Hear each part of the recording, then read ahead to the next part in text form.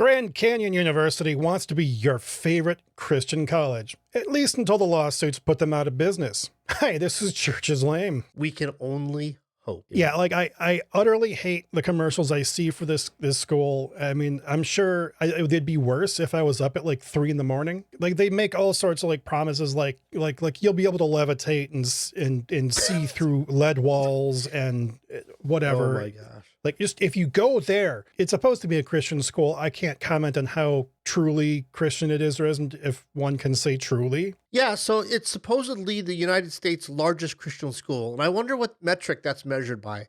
Is it just head count, or is it revenue, or? Like the article didn't exactly specify how that statement came to be. Within the last several weeks, so like they've gotten 2 lawsuits leveled against them, federal lawsuits, which is reassuring. Well, it's interesting because usually the federal government will usually try not to get involved with matters of religion if they can help it. Yeah, like doing anything at a Christian organization or any religious organization is just fraught. Just to get through it real quick, we got like 3 basic things going on.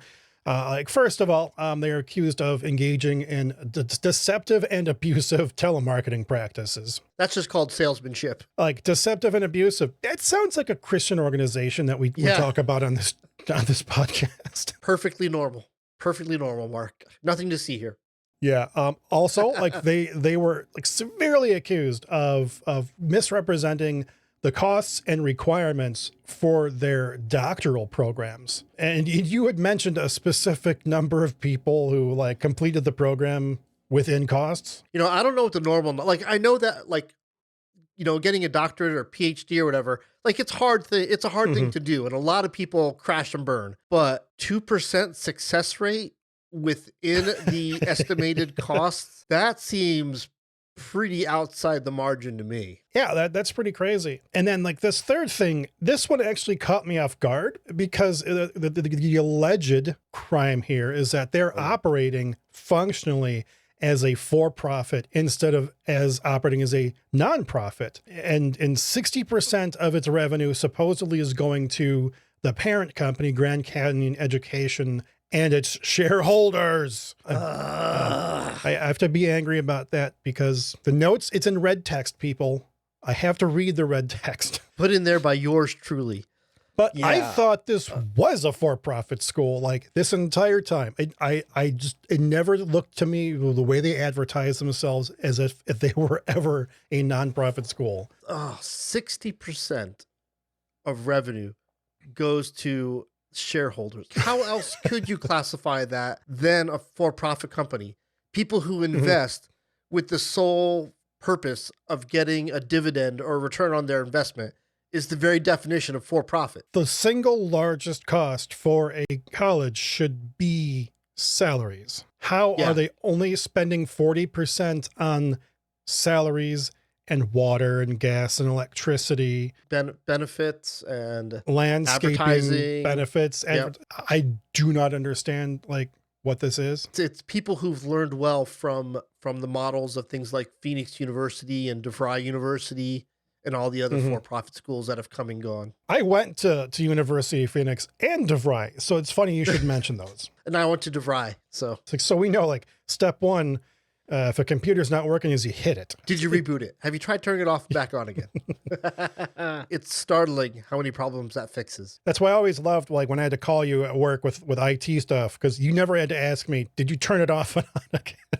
Exactly right. Yep. The headline speaks for itself. And I think it's going to be pretty evident in how like, well, Scott, Mark, you guys are talking about school. I thought we're supposed to be talking about churches. Christian schools are basically the feeder system into Christian employment for most, at least pastors and people people who are in the clergy. I don't want to say it's very rare, but it's pretty rare for somebody with no formal training to get a pastoral job in a mainline denomination. If you have no training at all, you're either hanging out your own shingle and saying, hey, my house is now a church, come and hang out with us. Or you're probably getting hired at some smaller non-denominational church without any sort of formal training. Yeah, it's like I really can't separate, a Christian school from church in general. I mean, because it's like I went to Wheaton College, right? And so it's like you're only getting Christian kids there. And a lot of those Christian kids are going there because their parents want them to get a Christian education as opposed to going to a state school or something. And of course, Wheaton College has a very good reputation. I'm not saying it's completely flawless and that they've never had missteps, but like when you think you're like great Christian school, you don't think Grand Canyon University. The point just being that today's Christian students are tomorrow's Christian leaders. This statement from the school that this just made me giggle in context of it. And it's just like, given the major problems that exist in higher education, it's baffling that the federal government has chosen to, target us. And I'm like, what are these major problems you're talking about? I know what they are, and you know what they are, and I'm sure everybody listening to this knows what those major problems are. Yeah. But it seems to me like if you've managed to behave in such a way that you've had multiple federal cases pulled up against you in the same quarter of the year, like you're the source of problems here. Right. And once again, knowing that the government they would rather do anything than sue a Christian organization, in today's political climate. I think it's not too much to ask that, a Christian, education system should be of the highest moral character. So that doesn't happen. You would think that piece, I would think.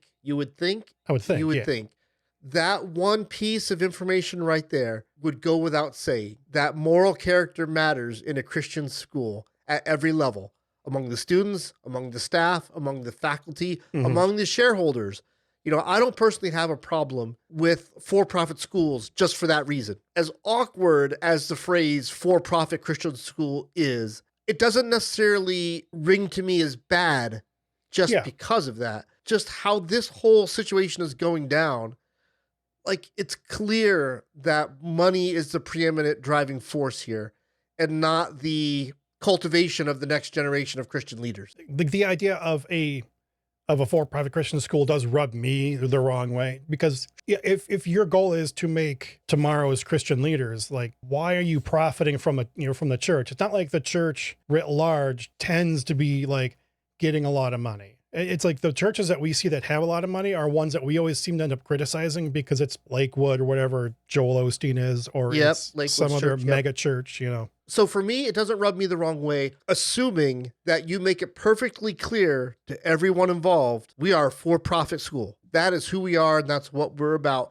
Therefore, caveat emptor, buyer beware. Yeah, this whole 60% of its its money that's not the sales pitch, right? The sales pitch is, we are the country's largest Christian university. You will come here and have a family-friendly, wholesome, Bible-based college experience, even if your major is not ministry. Even if you are pursuing some sort of liberal arts degree, music, or whatever else, business, finance, whatever else.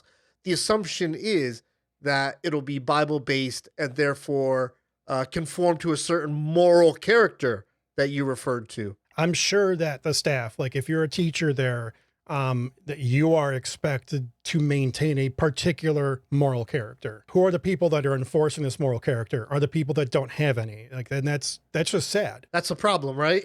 I'm hoping that the school can straighten itself out and fly right. I want to hear your thoughts first.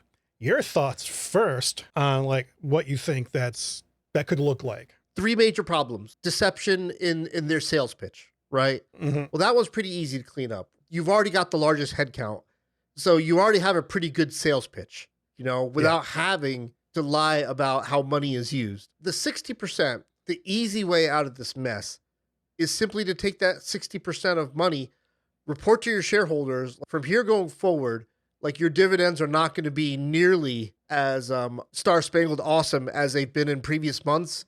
And instead, that money is going to go to missions around the world.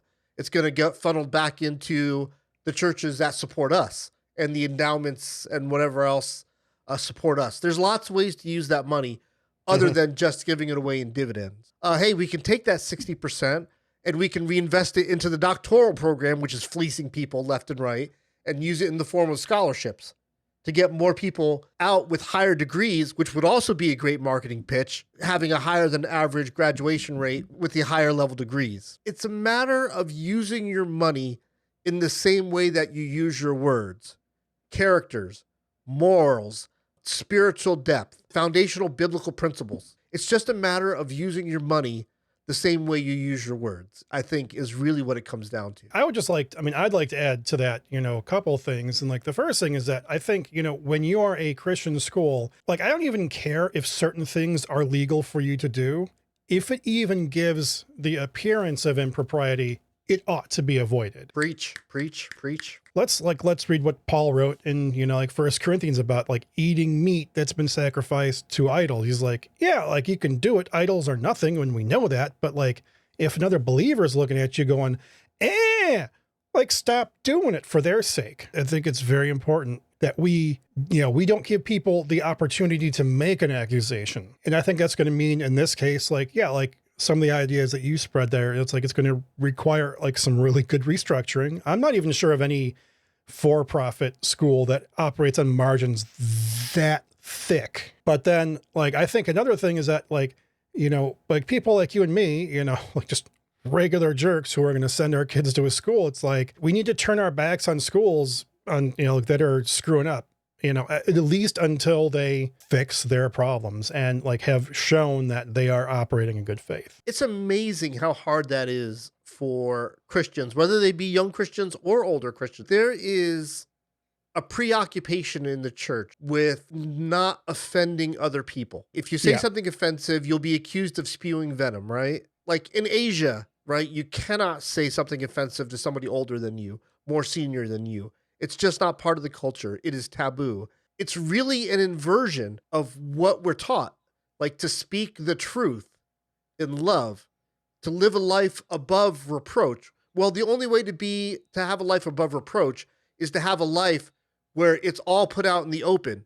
The truth of my life is on display for everybody to see. Mm-hmm. It's a really hard thing to turn your back on what you've always considered to be a pillar of Christian education, in this case, Grand Canyon University, because we're taught that when times get tough, your default position should not be to turn away, but to lean in. And sometimes, especially when it comes to money and people preoccupied with money, preoccupied because they think it's like, hey man, it's a free market. These people are free to spend their money wherever they want. If they want to spend it with us, so be it. And sometimes when people are preoccupied with the accumulation of money, sometimes the only way to get them back on the right path is to take that money away from them. These for-profit companies, we talked about how money is their focus and how money skews everything. And what it does on the part of the faculty and the staff and the other leaders there is it creates this whole, it's your money, it's your job to spend it well and to make the most of it. Yeah. And so what happens is it totally releases the faculty and the staff of stewarding the kids. Well, if you're not there to steward the kids, then what good are you? I can go anywhere and get an education on Middle East archaeology. I don't even have to go to a Christian school to take Old Testament review, New Testament review, those kind of things. I can go to any school and get that. The reason you go to a Christian school is because there's a faculty and staff that is committed to your success, committed to taking this young, excited person and teaching them the reality of ministry. Like, yes, it's exciting and it's fulfilling, but it's also hard. Mm-hmm. And a lot of times it's going to be heartbreaking, especially when you realize how many funerals you're going to go to in your life. That's the job of a Christian faculty and staff. The same thing happens on the student side of it. The students are like, well, it's my money, so I'm going to just go take my test, take my midterm, take my final, get my A, and it doesn't matter if I've actually absorbed any knowledge. It doesn't matter if I've actually built up a set of tools that are going to help me. All that matters is I got my A, I got my diploma, and now I'm moving on. So the students have no more stake than the faculty does, when the students should be like, this faculty and staff, they are masters of their craft. I'm going to absorb their experience, their successes, their losses, their heartbreaks for 4 years or whatever. I'm going to absorb this and take it in and make it part of my tool set.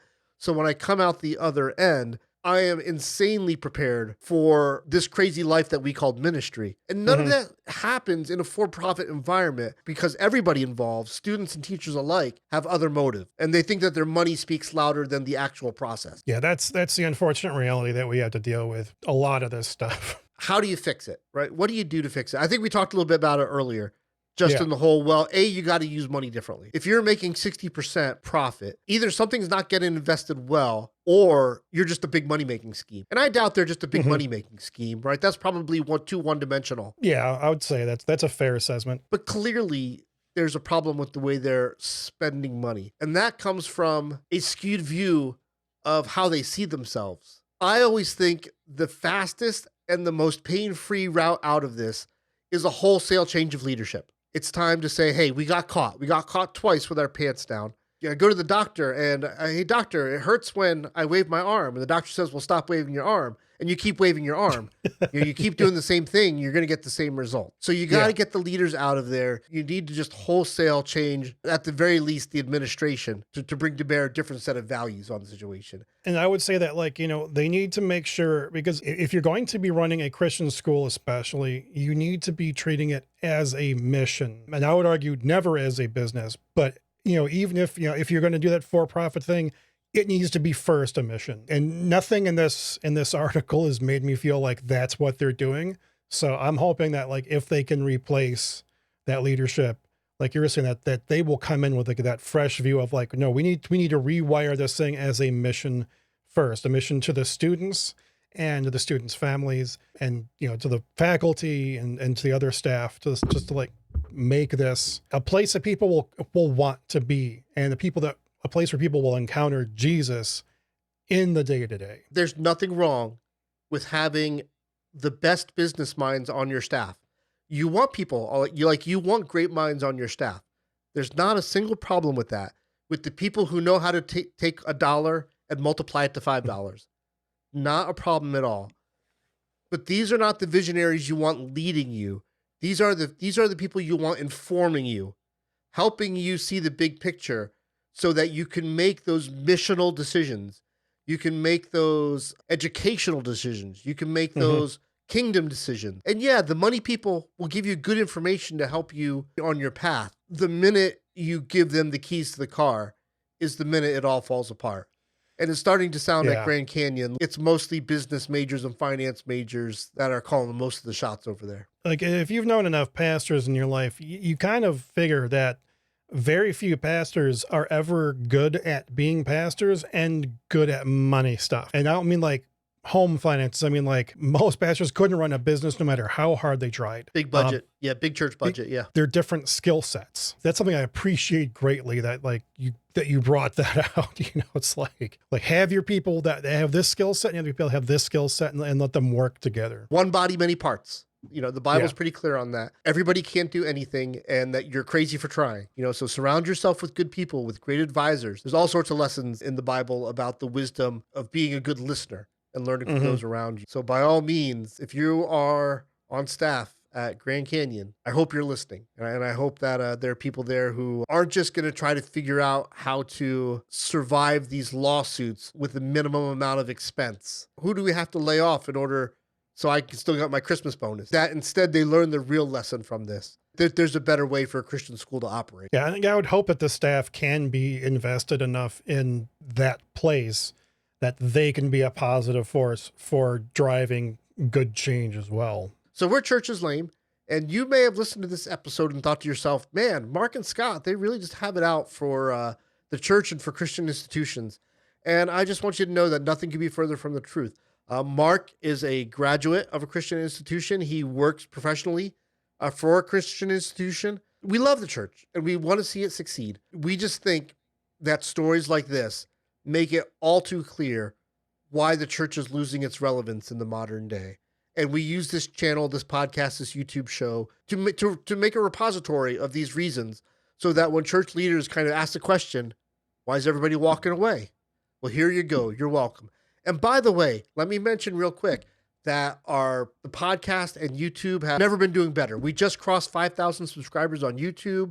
The podcast is firing on multiple cylinders. I don't know how many you need to fire on, 4, 6, or 8, or 12. But now that we're going to electric cars, there's no such thing as cylinders anymore. Now it's battery cells, so maybe we're firing on 2,000 battery cells. I don't know. This is getting complicated, man. It's getting weird. All that to say thank you. Thank you to everybody who watches, everybody who listens, everybody who leaves a rating, everybody who leaves a review, everybody who leaves a comment, everybody who emails us at churchesnamepodcast@gmail.com. Thank you all for participating. We appreciate you so, so much. Party on, Wayne. Party on, Garth. A bonus to you in the comment land if you know what movie that's from. And with that, go in peace and serve the Lord. Amen. If you listen to us jabber on for 20 minutes and you want to hear more jabber, just like it, up above me to my left or right, or maybe beside me, will be a card to a playlist. Yeah, something. There'll be a card somewhere with something, and you'll see more content just like this. Thanks a lot.